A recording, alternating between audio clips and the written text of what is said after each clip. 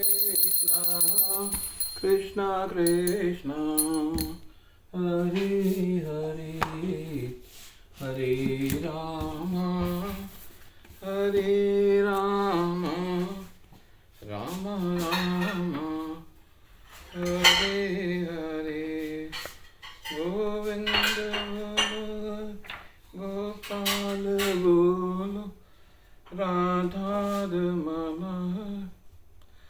आज हम प्रथम स्कंद के पेज 4 को पढ़ेंगे भागवत के।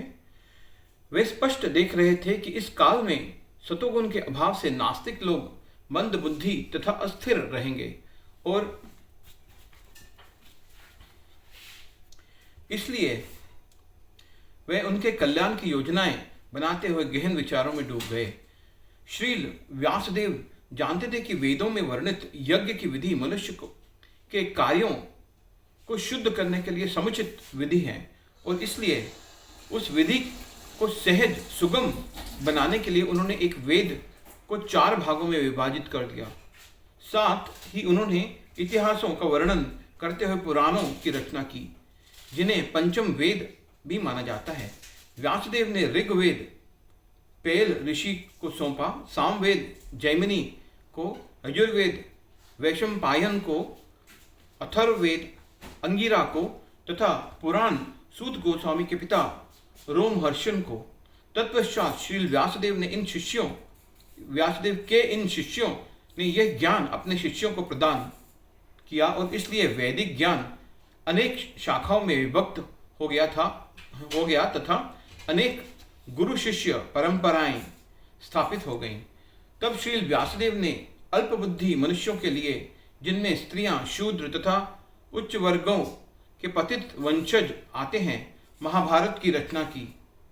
परंतु मानव जाति के समस्त वर्गों के लिए अथक परिश्रम करने के बाद भी व्यासदेव अपने हृदय में निराशा का अनुभव कर रहे थे। उन्होंने इस विषय पर गहराई से विचार किया और सोचा, मैंने शास्त्रों के सब व्रतों का कठोरता से पालन किया है, निष्कपट भाव से वेदों, अपने गुरु महाराज एवं यज्ञ वेदी की उपासना की है। मैंने समस्त यम नियमों का बारीकी से पालन किया है और महाभारत की रचना करके धर्म नियमों की समुचित व्याख्या की है। परंतु इतना सब करने के बाद भी मैं अपने अंतकरण में एक अधूरेपन का अनुभव कर रहा हूँ। कदाचित इसलिए है क्योंकि मैंने भगवान श्री कृष्ण के दिव्य भक्ति की महिमाओं का विशुद्ध रूप से गुणगान नहीं किया है, क्योंकि एकमात्र वही कार्य व्यक्ति की आत्मा तथा भगवान दोनों को संतुष्ट कर सकता है।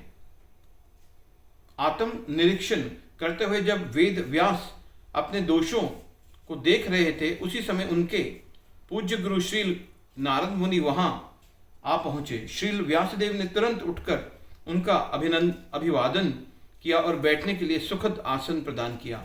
नारद मुनि ने से अपने शिष्य का दोष छिपा नहीं था, इसलिए वे मुस्कुराते हुए बोलने लगे। श्री नारद ने कहा, हे प्राशर नंदन, तुमने अपनी रचनाओं के माध्यम से लोगों को आत्मा की पहचान भौतिक शरीर एवं मन से करने की शिक्षा दी है। क्या तुम इससे संतुष्ट हो? निस्संदेह तुमने पूर्ण आत्म साक्षात्कार के स्तर को प्राप्त कर लिया है और महाभारत की रचना करके सब प्रकार के वैदिक सिद्धांतों को विलक्षण रीति से प्रस्तुत किया है। इतना ही नहीं, तुम्हारे द्वारा संकलित वेदांत सूत्र भी निराकार ब्रह्म के प्रत्येक पहलू को विस्तार पूर्वक अभिव्यक्त करता है। इतना सब करने के बाद भी तुम्हारा मन निराश क्यों है? श्री व्यासदेव ने उत्तर दिया, हे श्री नारद देव, आपने जो कहा वह पूरी तरह उचित है। इतनी महान उपलब्धियां प्राप्त करके भी मैं संतुष्ट नहीं हूँ। आप असीमित ज्ञान के भंडार हैं। मैं आपसे निवेदन करता हूँ कि कृपया मेरे असंतोष का कारण स्पष्ट कीजिए। आप सूर्य की भांति तीनों लोकों में भ्रमण कर सकते हैं और वायु की भांति प्रत्येक जीव के अंतर मन के भेद को भेद सकते हैं। इस दृष्टि से आप परमात्मा के स्तर पर ही हैं। कृपया मेरे रोग का कारण बताइए और जो मेरे लिए परम कल्याणकारी हो उसका उपदेश दीजिए। तब नारद मुनि स्पष्ट कहने लगे, तुमने पूर्ण पुरुषोत्तम भगवान की अद्भुत दिव्य लीलाओं का समुचित वर्णन नहीं किया है। ऐसा कोई भी ज्ञान अथवा सिद्धांत जो परम भगवान की संतुष्ट नहीं करता अर्थहीन माना जाता है। तुमने धर्म, अर्थ, काम और मोक्ष के विषयों को तो अत्यंत विस्तार पूर्वक प्रस्तुत किया है, परंतु परम भगवान की कीर्ति तथा शुद्ध भक्ति का यथोचित गुणगान नहीं किया है। हरे कृष्णा, हरे कृष्णा।